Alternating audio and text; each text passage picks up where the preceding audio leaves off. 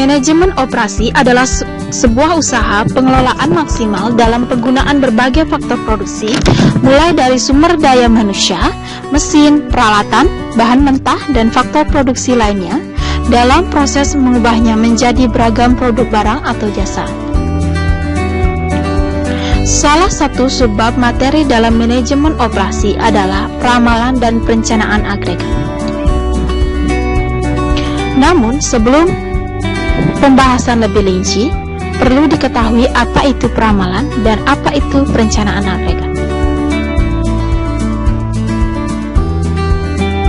Mari kita bahas satu persatu.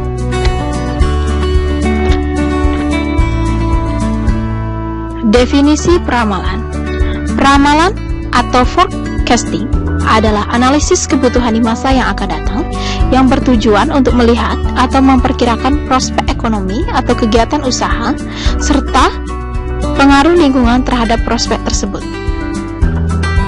Setiap kebijakan ekonomi maupun kebijakan perusahaan tidak akan terlepas dari usaha untuk meningkatkan kesejahteraan masyarakat atau meningkatkan keberhasilan perusahaan untuk mencapai tujuannya pada masa yang akan datang di mana kebijakan tersebut dilaksanakan. Usaha untuk melihat dan mengkaji situasi dan kondisi tersebut tidak terlepas dari kegiatan peramalan. Dalam hal ini, objek yang diramalkan adalah kebutuhan.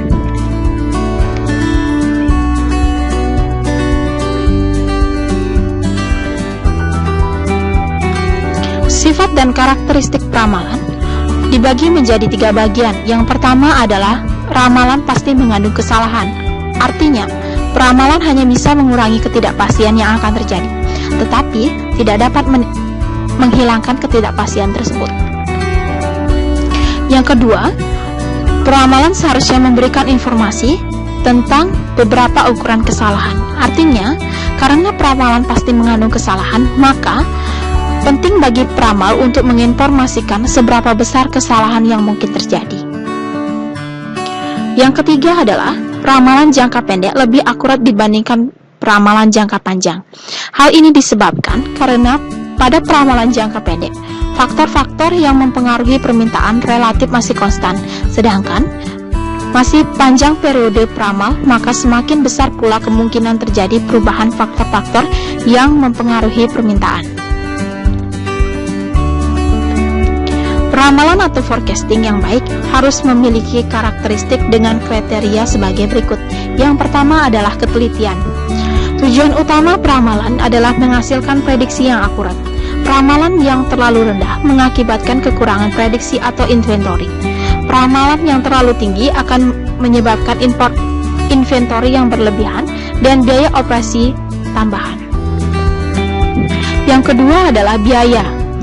Biaya untuk mengembangkan model peramalan dan melakukan peramalan akan menjadi signifikan jika jumlah produk dan data lainnya semakin besar. Mengusahakan melakukan peramalan jangan sampai menimbulkan ongkos yang terlalu besar atau terlalu kecil. Keakuratan peramalan dapat ditingkatkan dengan mengembangkan model lebih kompleks dengan konsekuensi biaya menjadi lebih mahal. Jadi ada nilai tukar antara biaya dan keakuratan. Yang ketiga adalah responsif. Ramalan harus stabil dan tidak terpengaruh oleh fluktuasi demand. Yang keempat adalah sederhana. Keuntungan utama menggunakan peramalan yang sederhana yaitu kemudahan untuk melakukan peramalan. Jika kesulitan terjadi pada metode sederhana, diagnosa dilakukan tidak mudah. Secara umum, lebih baik menggunakan metode paling sederhana yang sesuai dengan kebutuhan peramalan.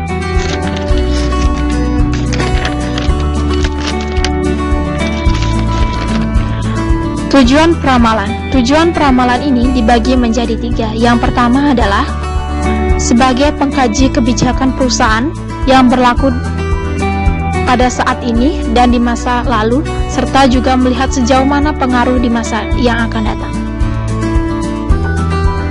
Peramalan dibutuhkan karena terdapat delay antara ketika suatu kebijakan perusahaan ditetapkan dengan ketika implementasi. Yang ketiga adalah peramalan adalah dasar penyusutan bisnis di suatu perusahaan sehingga bisa meningkatkan efektivitas sebuah rencana bisnis. Jenis-jenis peramalan. Jenis peramalan ini dibagi menjadi dua. Yang pertama adalah berdasarkan horizon waktu dan berdasarkan aspek strategis. Berdasarkan horizon waktu dibagi menjadi 3 bagian. Yang pertama adalah peramalan jangka pendek. Peramalan ini mencakup jangka waktu hingga 1 tahun, tetapi umumnya kurang dari 3 bulan. Peramalan ini biasanya digunakan untuk merencanakan pembelian, penjadwalan kerja, penjualan, jumlah tenaga kerja, penugasan kerja, dan tingkat produksi. Sedangkan yang kedua adalah peramalan jangka menengah. Peramalan ini umumnya mencakup hitungan bulanan hingga waktu 3 tahun. Peramalan ini berguna untuk merencanakan penjualan, perencanaan, dan anggaran produksi, anggaran kas, dan menganalisis berbagai macam rencana operasi. Yang ketiga adalah peramalan jangka panjang. Umumnya, waktu perencanaan masa 3 tahun atau lebih. Peramalan jangka panjang digunakan untuk merencanakan produk baru, pembelian modal, lokasi atau pengembangan fasilitas, serta penelitian dan pengembangan atau lead bank. Berdasarkan aspek strategis, dibagi menjadi 3 bagian. Yang pertama adalah peramalan ekonomi. Peramalan ini menjelaskan atau meramalkan siklus bisnis dengan memprediksikan tingkat inflasi, ketersediaan uang, dana yang dibutuhkan untuk membangun perumahan, dan indikator perencanaan lainnya. Yang kedua adalah peramalan teknologi, memperhatikan tingkat kemajuan teknologi yang dapat meluncurkan produk baru yang menarik, yang membutuhkan pabrik dan peralatan. Yang ketiga yaitu permintaan. Peramalan permintaan. Peramalan ini adalah proyeksi permintaan untuk produk atau layanan suatu perusahaan. Peramalan ini disebut juga peramalan penjualan yang mengendalikan produk, fasilitas, serta sistem penjadwalan dan menjadi input bagi perencanaan keuangan, pemasaran, dan sumber daya manusia.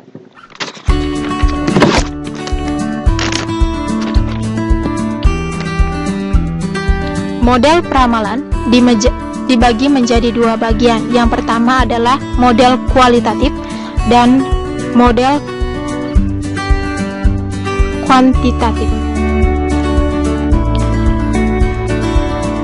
Metode ini, yang pertama adalah metode kualitatif, adalah metode ini lebih menekankan pada keputusan-keputusan hasil diskusi, pendapat pribadi seseorang, dan intuisi yang meskipun kelihatannya kurang ilmiah tetapi dapat memberikan hasil yang baik.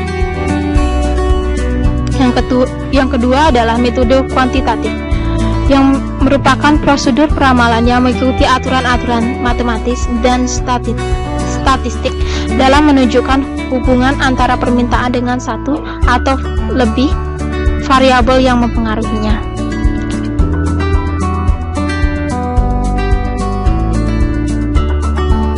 Metode peramalan kualitatif dibagi menjadi 4 bagian. Yang pertama itu adalah metode Delphi. Metode Delphi adalah teknik yang menggunakan prosedur sistematik untuk mendapatkan pendapat-pendapat dari suatu kelompok ahli. Yang kedua adalah riset pasar. Riset pasar ini adalah teknik yang secara khusus ditunjukkan untuk meramalkan permintaan dan menjual produk baru. Yang ketiga adalah analogi historik. Peramalan dengan menggunakan peramalan historik dari suatu produk yang sejenis. Yang keempat adalah konsensus panel. Gagasan yang didiskusikan kelompok akan menghasilkan ramalan-ramalan lebih baik daripada dilakukan oleh seseorang. Yang selanjutnya adalah metode kuantitatif. Metode ini dibagi menjadi 2 bagian. Yang pertama adalah metode time series method atau model seri waktu. Metode yang dipergunakan untuk menganalisis serangkaian data yang merupakan fungsi dari waktu. Yang kedua adalah casual method atau metode kasual. Metode ini adalah mengasumsikan variabel yang diramalkan menunjukkan adanya hubungan sebab akibat dengan satu atau beberapa variabel bebas atau independen variabel. Untuk selanjutnya yaitu proses peramalan atau forecasting. Peramalan atau forecasting dilakukan dengan urutan proses sebagai berikut. Yang pertama, penentuan tujuan. Pada tahap ini, penentuan tujuan dari setiap ramalan harus disebutkan secara tertulis, formal, dan eksplisit.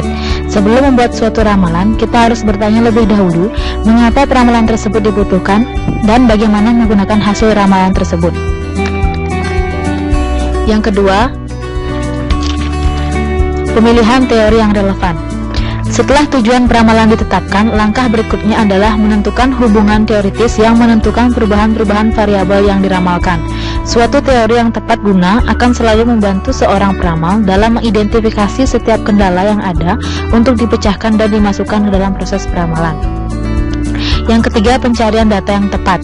Tahap ini biasanya merupakan tahap yang cukup rumit dan seringkali merupakan tahap yang paling kritikal karena tahap-tahap berikutnya dapat dilakukan atau tidak tergantung pada relevansi data yang diperoleh tersebut. Yang keempat yaitu analisis data. Pada tahap ini dilakukan penyeleksian data karena dalam proses peramalan seringkali kita mempunyai data yang berlebihan atau bisa juga terlalu sedikit. Beberapa data mungkin tidak relevan dengan masalah yang akan kita analisis sehingga mungkin dapat mengurangi akurasi dari peramalan. Yang kelima, pengestimasian model awal.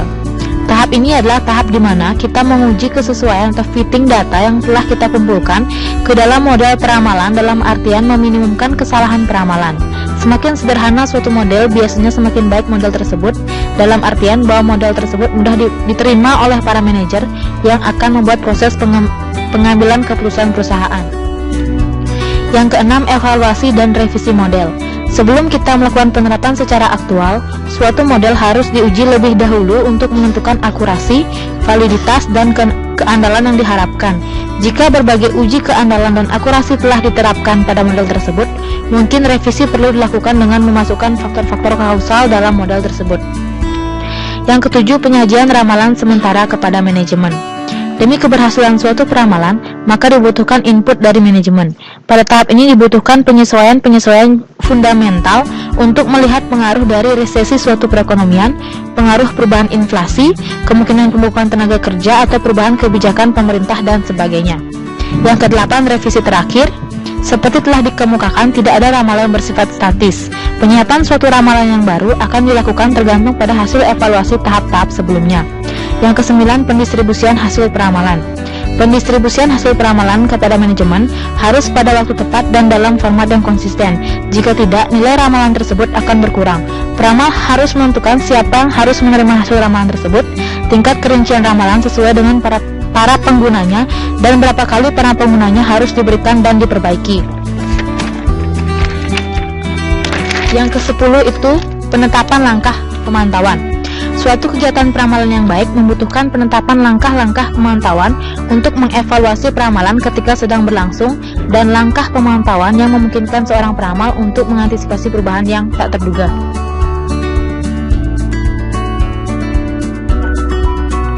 Pembahasan yang selanjutnya adalah mengenai perencanaan agregat. Apa itu perencanaan agregat? Perencanaan agregat atau agregat planning adalah perencanaan untuk menentukan jumlah dan waktu produksi di masa yang akan datang dalam waktu jangka menengah rata-rata hingga 18 bulan atau 1 tahun secara tepat berdasarkan peramalan. Agregat planning adalah suatu aktivitas operasional untuk menentukan jumlah dan waktu produksi pada waktu di masa yang akan datang. Hal ini merupakan usaha untuk menyamakan antara supply dan demand dari suatu produk atau jasa dengan jalan menentukan jumlah dan waktu input, transformasi, dan output yang tepat.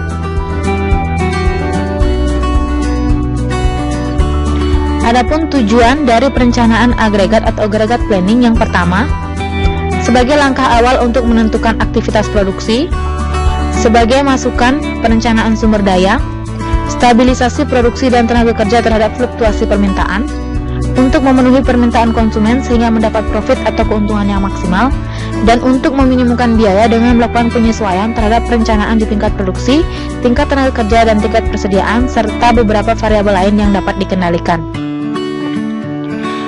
Adapun langkah-langkah dalam perencanaan agregat yang pertama, menentukan jumlah permintaan untuk setiap periode perencanaan yang akan datang dengan menggunakan suatu metode peramalan.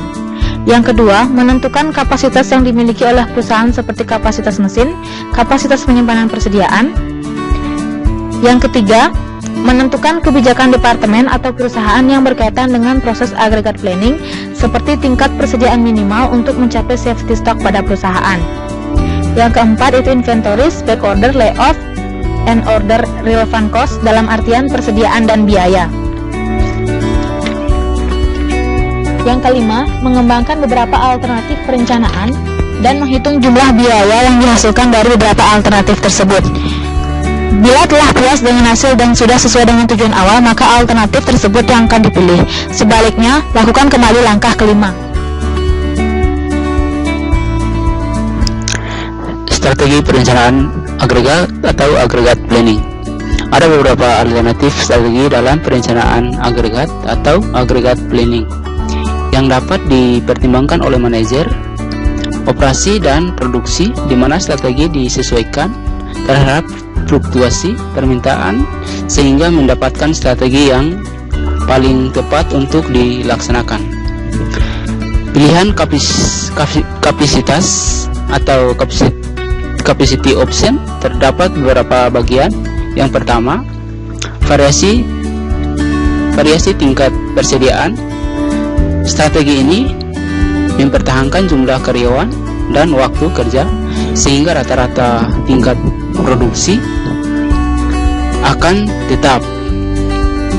Yang kedua, variasi jumlah tenaga kerja. Strategi ini melakukan penambahan tenaga kerja atau hiring dan pengurangan tenaga kerja atau layoff.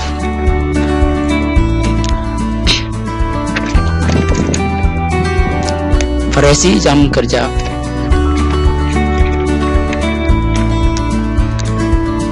Strategi ini jumlah karyawan tetap dipertahankan tetap untuk suatu tingkat produksi tertentu. Perubahan hanya dilakukan terhadap jumlah jam kerja. Diasumsikan bahwa karyawan dibayar berdasarkan jumlah jam kerja. Yang keempat, subkontrak. Subkontrak dilakukan apabila terjadi permintaan yang bertambah sementara kapasitas produksi tidak cukup untuk memenuhinya, sedangkan perusahaan tidak menghendaki hilangnya permintaan atau pelanggan penting. Yang kelima atau terakhir, menggunakan karyawan paruh waktu. Strategi ini menambah jumlah karyawan akan tetapi hanya dipergunakan pada saat-saat tertentu yang tidak mengikat.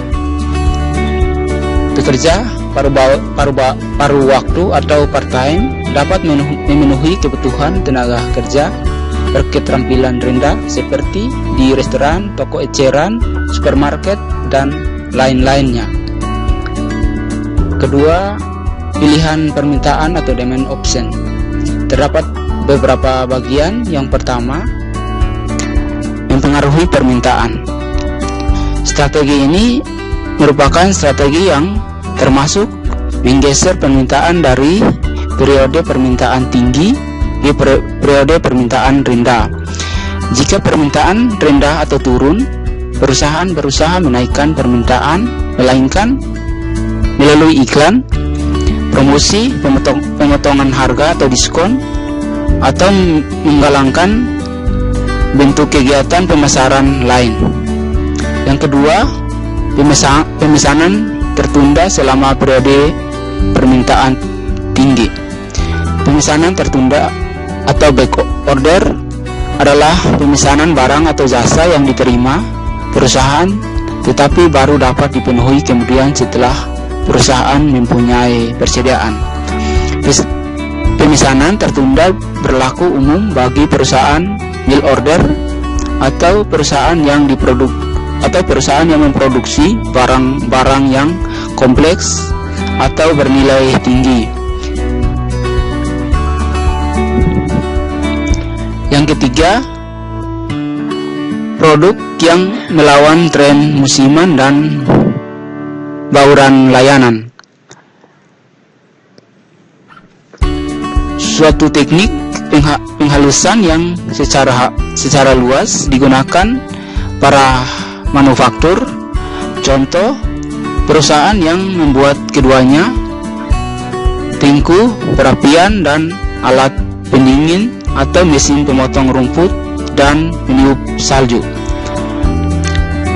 Bagaimanapun, perusahaan yang mengikuti pendekatan tersebut dapat mendapati diri mereka terlibat dengan produk di luar area keahlian mereka atau di luar target pasar mereka.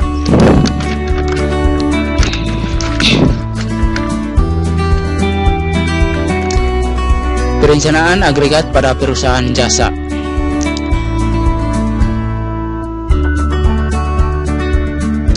Perencanaan agregat perusahaan jasa prinsipnya hampir sama dengan perusahaan manufaktur, yaitu mencari pemecahan yang optimal, menyangkut biaya yang minimal dan keuntungan yang maksimal. Perencanaan agregat perusahaan jasa lebih terbatas dibanding perusahaan manufaktur karena perusahaan jasa tidak bisa mengatur persediaan sebagai sumber kapasitas atau jasa tidak memiliki persediaan. Strategi perencanaan dalam perusahaan jasa lebih diarahkan pada pengendalian permintaan dan pengendalian tenaga kerja. Pengendalian permintaan dilakukan dengan cara advertising, kerja sama subkontrak, dan pricing policy atau pengaturan harga. Sedangkan pengendalian tenaga kerja dilakukan dengan mengatur jumlah tenaga kerja dan jumlah jam kerja. Dalam beberapa hal jadwal perusahaan jasa berbeda dengan scheduling manufaktur. Misalnya, titik berat scheduling perusahaan jasa pada pengaturan tenaga kerja atau sumber daya manusia dengan perusahaan manufaktur pada badan atau mineral. Yang kedua, perusahaan jasa tidak memiliki persediaan, sedang manufaktur mutlak perlu persediaan. Yang ketiga, perusahaan jasa merupakan labor insentif dan permintaan tenaga kerja memiliki variabel yang tinggi. Contohnya,